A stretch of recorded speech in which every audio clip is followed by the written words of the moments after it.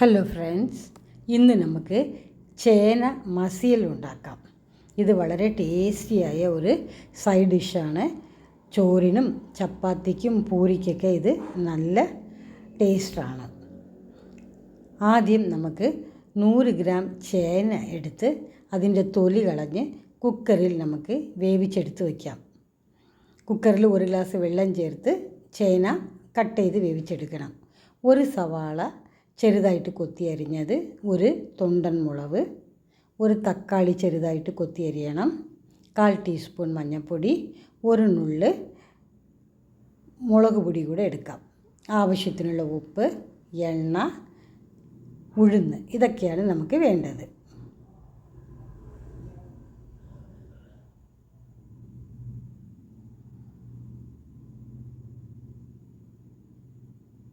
ആദ്യം നമുക്ക് ചീനച്ചട്ടി അടുപ്പിൽ വെച്ച് അതിൽ 2 സ്പൂൺ എണ്ണ ഒഴിക്കാം.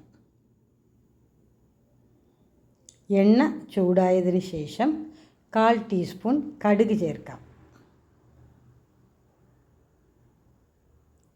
കടുക് പൊട്ടിയതിന് ശേഷം നമുക്ക് ഉഴുന്ന് ചേർക്കണം.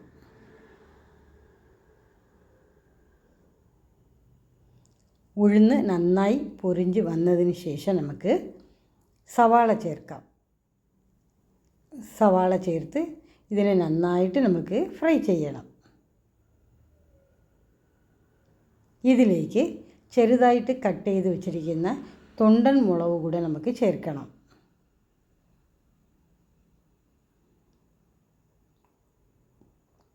അത് കഴിഞ്ഞ് തക്കാളി കൂടെ ചേർത്ത് നമുക്ക് നന്നായിട്ട് ഇതിനെ വഴറ്റാം.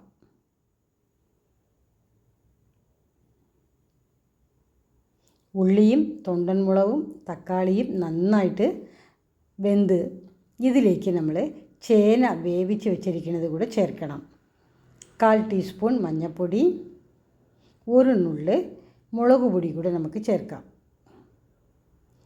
1/4 ടീസ്പൂൺ ജീരകവും 1/4 ടീസ്പൂൺ കുരുമുളക് പൊടി കൂടെ ചേർത്ത് നമുക്ക് ചേന നന്നായിട്ട് ഉടയ്ക്കണം.